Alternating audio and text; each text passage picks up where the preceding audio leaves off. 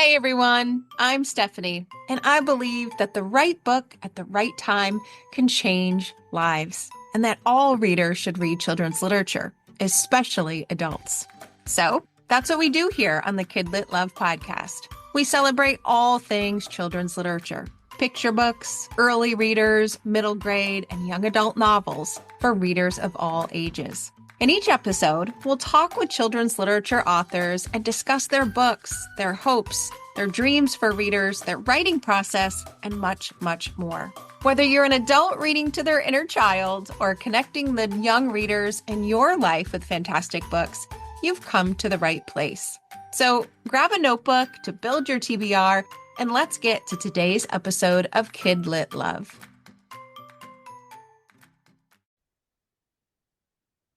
Hey everyone, welcome back to another episode of the Kid Lit Love podcast. I'm Stephanie Affinito, your Kid Lit loving host, inviting you back to another bookish conversation with a children's literature author. Today, I'm talking with Katie Clapham.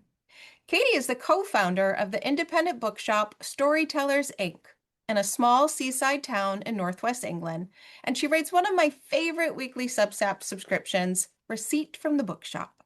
She's written multiple books for children and teens, including The Missing Bookshop, Three Girls, and The Tour at School, Because You're the New Kid. She's here to talk about one of her newest releases, Indie in Disguise, Stylisting and Other Jobs. It's a delightful book about Indy, who loves imaginary play and imagining all the things she could be. I can't wait to talk with her all about it today, so we are going to get right to the episode. Katie, welcome to Kid Lit Love. I'm so glad you're here today. Thank you so much. I'm really excited to be here, and I'm really excited to talk about indie. This is the first chat I've had about this new book with anyone, so I'm really excited to talk about it. I am honored. I am honored for that. I can't wait to talk about this book. I mentioned before we recorded, this would have been the perfect book for little me. Little Stephanie would have had her hands all over this book. But before we get there, I've already previewed a little bit about you and your work and some of your book titles, but I'd love if you would just share a bit about you. Um, Please mention that beautiful Substack that you write, and of course, tell us a bit about the journey you've taken through children's literature. I own a bookshop, which is my main sort of outward facing job. I own a bookshop with my mum, which we opened in December 2010. And I have been working I'm a part-time bookseller really because I'm trying to be mostly writing. That was always my intention. I've always wanted to be a writer. I've been a writer since I was a child. And I went away to university to do writing. I did creative writing and poetry, and I did an MA in poetry, always sort of with the intention of using that education to still write books and probably write children's books. Mhm. Um, and then Opening the bookshop was a bit of a detour. It turns out it's actually quite a lot of work to open a Yeah. bookshop. You don't often have as much writing time as you think you'll have. And also, it's really sort of exciting and engaging and inspiring work. So it's not that it was I wasn't being held against my will in the bookshop. I really loved Yeah. sort of doing that work, and that was a real thrill. But I did really stop writing for the first 5, 6 years of being a bookseller. And then I sort of had to give myself a little talking to and say, no, come on, this is what you're supposed to be doing. And I started writing picture book text, and I got an agent. And but a picture book wasn't my first published book. My first published book was The Missing Bookshop, which is a kind of an early reader, short, young chapter book with colour pictures throughout by Kirsty Beautyman. And that was with Stripes, and that was a lovely process. And then I jumped to teen fiction and wrote a young teen novel called Three Girls. That was sort of while I was in the early years of motherhood. I was at home looking after my baby daughter. She was a baby then, and I had time to kind of think a bit more about a longer project. So I wrote that teen novel, and picture books were kind of still my first love. That was what I most wanted to do. So then when I wrote The Tour at School, I was really sort of thrilled to finally have that have that ticked off. You know, I really wanted to do a picture book. I really wanted to be published by Walker Books, which is Candlewick, over in the US. That was a real kind of goal for me. And then I had such a great time working with the team at Walker on the tour at school. We talked about something else we could do, and my next kind of thing that I'm really keen on are these really short stories that make up an early reader format. I think it's such an exciting format, and I had this idea of indie skies, a little girl who loved to play dress up at home, and everyone was keen, and we went for it. But yeah, it still makes me so happy, you know, to write children's books. That it is what gets me fired up, even though I am kind of introduced myself as a bookseller, and writer. And now most people know me through my Substack, which is, you mentioned kindly, Receipts from the Bookshop. I think in my heart of hearts, I am still a children's writer mainly. Yeah.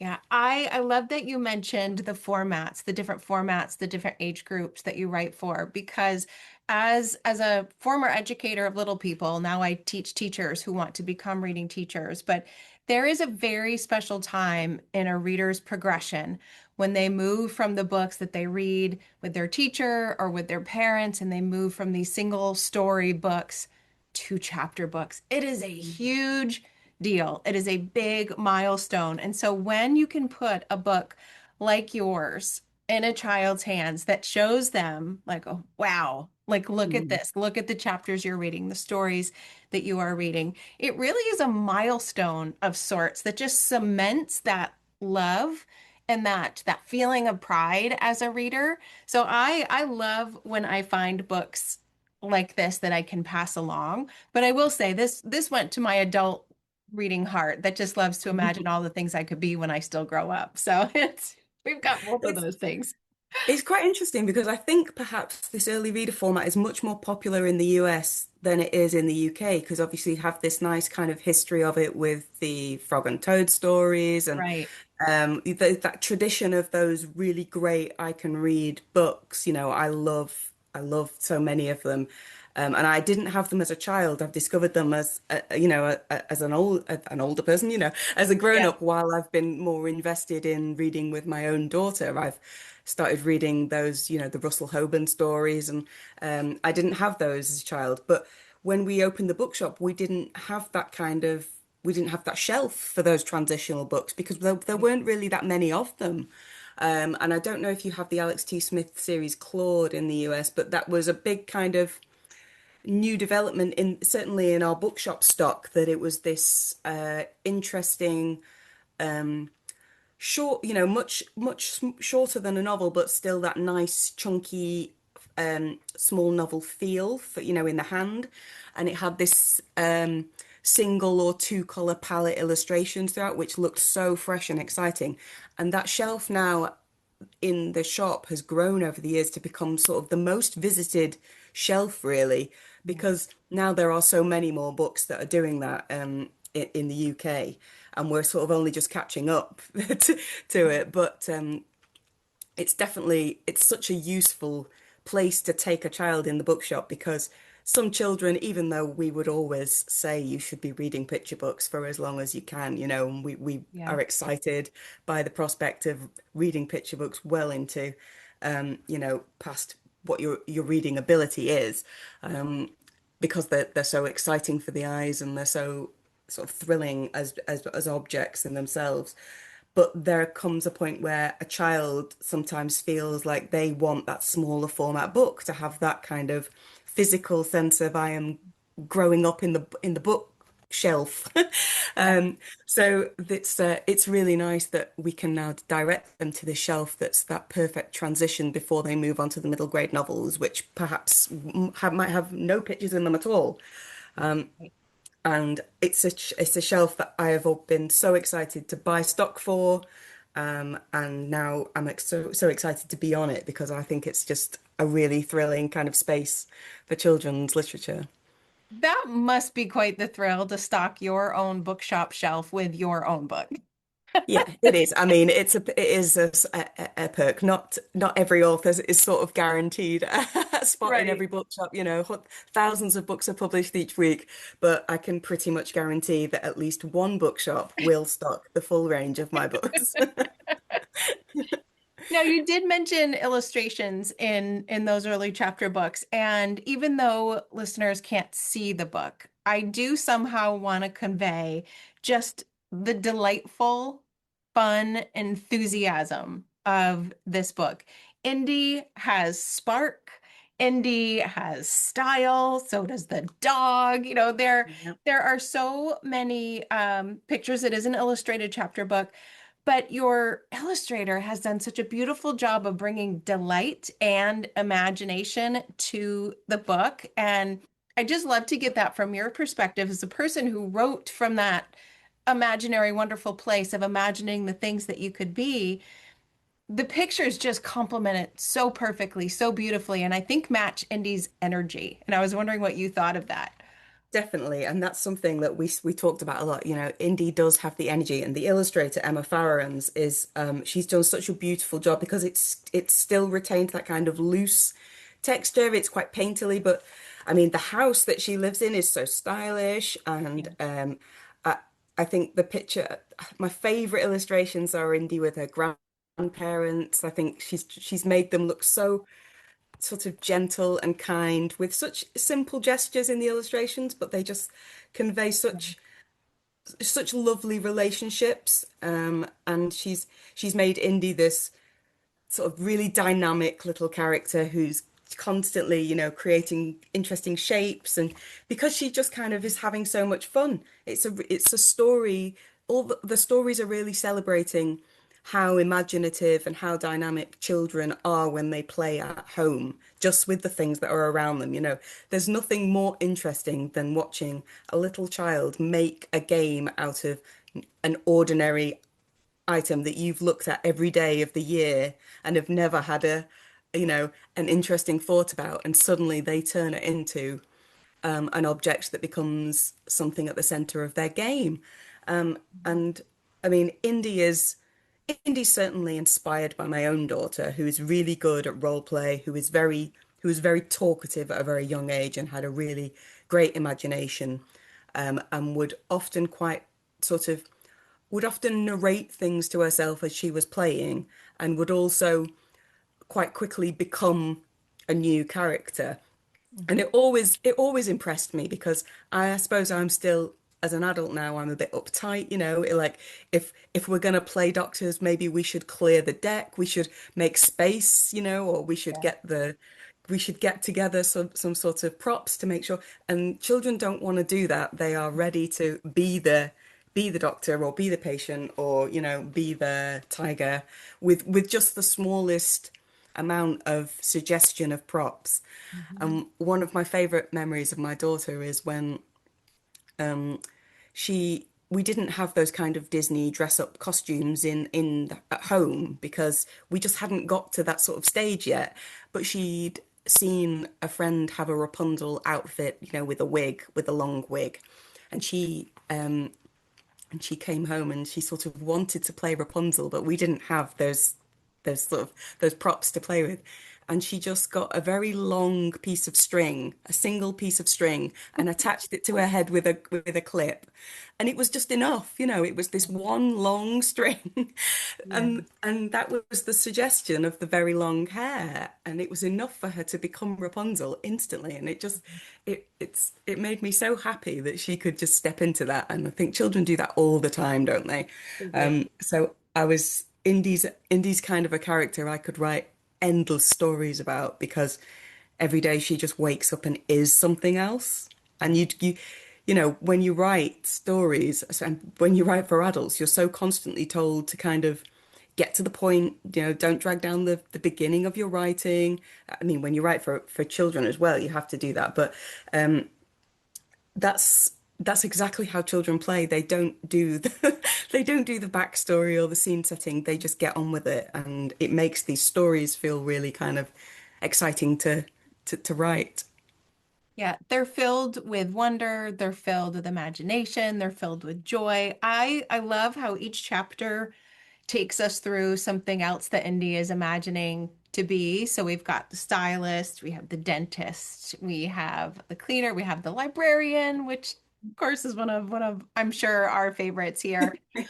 But what I also loved is side by side that wonder and imagination is this family who is encouraging it and growing it. And that play is not without mishaps or mistakes or funny little things that happen, which is so true when kids just get in that imaginary play. So Mhm. it's equally, focused on wonder, but also just that love and support and the encouragement, I guess, of a family to just dream and Yeah. imagine and play and see where it goes. And it's also it's happening in amongst their everyday lives. You know, the Yeah. parents are still getting on with what they have to do. Dad's still got to give a sort out a breakfast, and mum's still getting ready to go out, and then later on Yeah. mum's having a bath and dad's fixing something, Yeah. and they have to sort of keep going, but that's what it's like. Your children just play around you, and they yes, they want you to be involved and to sort of they would love it if you could constantly be down on the carpet with them at all times. But sometimes you can just still be in the game by kind of reinforcing what they're doing, Yes. um, and not stopping them doing it, and that's kind of as good as being involved sometimes. So yeah, I wanted her to have this lovely kind of cooperative family who were still kind of game, but also weren't unrealistic in that they just downed tools and were ready to be, you know, 110% in her fantasy, which is not realistic for a parent who's got to get on with the washing and Right. tidy up and things like Right. that. Yeah. Now, I know this was imaginary play, but as I mentioned to you, I always knew that I wanted to be a teacher who taught someone how to read. But I always had dreams of what it would be like to be all sorts of wonderful things. And I love that in this imaginary play, it allows kids to try on for size what they might become, what they might do. As a kid, I wouldn't know there was such a thing as a stylist. I Mm. didn't know that I could do that. So I can almost envision kids holding this in their hand and just sparking something, for their own future of what they might be, which is so exciting because that does start in that imaginary play when they start to think of all the possibilities for themselves. So I think your book could certainly, be credited in like 15 years when a child said, I decided to do this. Yes, It I'm going could to be be a because of stylist Indy. because of indie. Yeah, I know that's. I think so too, and I think actually, I still get excited when I hear about the jobs that people have because we walk around the world all the time just kind of being oblivious to the fact that these everything that we do has to have been created and facilitated by people Yeah. currently, Right. we can say that currently, and it is it's really exciting, all the things that we eat and use and wear and everything has had this journey that's involved at some point a creative person and a passionate person, and I love that. I love to hear about people who are excited about their incredibly niche jobs. Yeah. And I like it when I get the chance to have those discussions with my daughter as well, when we go to a museum and I get to say, there's a job that's a museum curator, and the Yeah. things that we've seen today, it's someone's job to put this together and to write these cards, and how do you feel about that? And it's someone's job to design the fabric that's on the bus seats, and it's someone's job. It's just it constantly makes the world bigger and a more sort of exciting place to live. And I think children are so thrilled by new information, and learning brand new things, that you can. It's kind of an endless source of excitement. Even things like, a bin man is exciting to a child, because it's this it's this exciting job where you get to ride on the lorry, and you've got a really important job in society, and you can have these really exciting discussions with children. I think the Yeah. book would be a good one for a classroom because you can talk about all the different jobs that make the world work as it does. And I liked that Indy would kind of be equally passionate about all types of different jobs. I'm sure some days she will wake up and want to be a rock star, but there are other days where she will wake up and want to be, a secretary. That was one of the jobs that I wanted to be when I was little because I liked the idea of Too. the stationery Me and the too. Yes, that was it. organization. And I wanted one of those little card indexes, and I was very Right. enthusiastic about any kind of Yeah. cardboard folders. Um, Yeah. so Kindred yeah, spirits right here, yeah. Katie.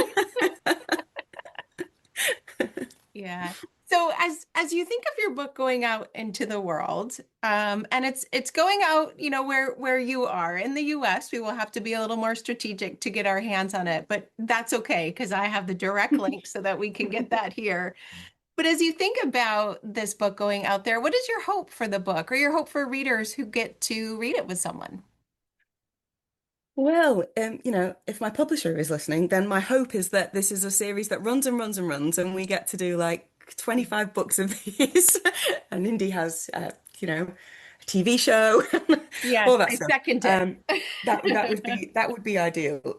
But no, most importantly, I hope that children and parents can sort of have that lovely shared experience where you take it into your I don't know how to explain it, into your kind of family lore, um Yeah, sometimes we often talk about sort of books that we read when my daughter was so young, and it becomes part of our home language, yeah, certain little phrases or little characters, and you pick them up, um, and you just keep talking about them as if they're sort of real people and real, a family that you might know. So the the best scenario is that people readers, both children and the adults that might be reading the books, take Indy to heart as a character that they could talk about, as in that sort of extended space. But I also hope that people find it funny, and I hope that they sort of feel inspired to jump into some job role play at home because it's a great game. And I hope that they sort of, yeah, I hope that she's just a character that people really love because she's such a sweet little girl. yeah, She's so yeah, lovely. And she's so true to what's so lovely and special about that that magical age of playing at home. And it was very important to me that she was playing at home with what was available to her, just the household objects. We don't need bought costumes. We don't need to buy in props from overnight companies that want to, send us things within 12 hours. No one needs that to play a game. You play it absolutely. here and now with what you have. So I hope that maybe there's also a gentle reminder in there that we can take role play and home play quite back to basics. Yeah. Which is what the world re needs right now. A little Yeah. bit of imagination and fun and play. Yeah. I think so too. Yeah. A Now you little do, less, click and collect. yeah, yeah. Now you do have one more at least coming at this point, right? Can you tell us a bit about that? Yeah, so Indie in Disguise, there is definitely going to be a second book, and it's going to be called Astronauting and Other Jobs. Indy is going to be an astronaut in the next book. But she's also going to be a few other things. And I think possibly my favorite story is in the next book because she gets to be an artist, a painter, Mm. in the next book, and it's a real. I really love that story. I'm really proud of that story, and I hope it's kind of it's. I hope I get to write more, but even if I don't get to write more, I'll be really sort of happy that I wrote that story about Indy being Yeah, an artist. So I'm looking forward to that one coming out. I really love the books. So often you write things and then they come out and you think, oh, I would have maybe changed that, or I'm perhaps not happy about that. And yeah, but I really love it. I really love it. I really love Indian Disguise, and I love yeah. Emma's beautiful pictures. And I think they're fun, and yeah, it's nice to feel so proud of a book. Yes. Well, and well deserved, rightfully so. It Thank is you. it is a beautiful book. Now, I don't want to let you off the call until you talk about your next adult book. coming out that we can get our hands on much more You can, easily in yes, the because US. it does have a US publisher. So my book, Receipts from the Bookshop, which is a sort of a year's diary of my bookshop diaries that I publish on Substack, week by week. So when I write my Substack, what I do is when I'm in my bookshop, I open a draft first thing in the morning and I document the day's sort of the sales and the inquiries and all the sort of non-starters, the browsers, the strange requests I get, all that stuff throughout the day. And I post it out to my subscribers at the end of the day. And it really is as sort of off the cuff as that. It's a very casual sort of Yeah. post, but it's had a really nice momentum, really nice following. And then a few months sort of into doing it regularly, my agent had said, "Well, we should talk about putting this together as a book," which wasn't something that I'd considered at all. But it got a UK publisher pretty quickly, and then a few months later, we had this amazing offer from a US publisher, which definitely wasn't something that I ever had considered because Mhm. it's a very British sense of humor. It's a very rooted in, British high street, and my strange little town that I live in, which actually I always think is quite sort of quaint and no one will have heard of it. But this week we're hosting the Women's Open Golf. So it's going to be broadcast all around the world, and everyone will know Yeah. where St. Anne's-on-Sea is because it's going to be the golf. But yes, so the US edition of Receipts from the Bookshop comes out in September with William Morrow. So that's my Mhm. first kind of big US publication. The Tour at School did come out with Candlewick, but this is quite different. This is its own sort of edition with a different cover to the UK cover, and I've got a US editor and all things that have made it feel like a really exciting kind of US moment. So yeah, I'm just thrilled and excited. Can't wait. I can't wait either. I can't wait either. I live my secret, I want to own a bookshop heart lives vicariously through you and your Substack. So it is just such a joy Yes, I think to be a I'm helping a lot of people. Sometimes maybe I am dispelling, ruining their vision of what it's like to own a bookshop, but other people, yeah, they are often living vicariously through yes, my yes. bookshop. If only it was a more successful bookshop for you to live vicariously through. Oh, it is. So tell listeners where they can find you, especially your Substack, anything else that you'd like to share so that we can keep track of what you're up to and what might be coming next. Yeah. Okay. So you can find me on Substack just by looking for my name, Katie Clapham, or you can look for my publication, which is called Receipts from the Bookshop. Um, you can also find me on Instagram at Katie Clapham Writing, which is where I tend to repost all my stuff that's happening and more kind of stuff about my children's books, and some nice artwork from Emma is on there that's definitely worth a look. And also look up Emma Farron's, because her Instagram is amazing. She posts like lovely sketchbook images and things like that. But yes, find me on Substack mainly. That's where I mostly live. I'm a bit less up to date on the Instagram, but yeah, I'm mostly on Substack. It's a beautiful place to be. It's It my is. favorite platform at the moment. So it's wonderful. I will make sure to put all of those links in the show notes so listeners can click on them. I will make it very easy for listeners to just click on Indies in Disguise and get that Yeah. easily delivered to them. And I just want to thank you. I am such a fan of your Substack. I was thrilled when you said you would come on and talk about this beautiful book, and I'm excited to help you launch it in whatever way we can into the US.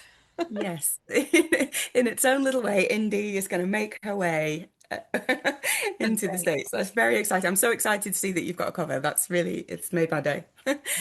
Wonderful. Well, thank you so much again, Katie. And listeners, thank you for listening to another episode of Kidlit Love, and I'll see you in the next one.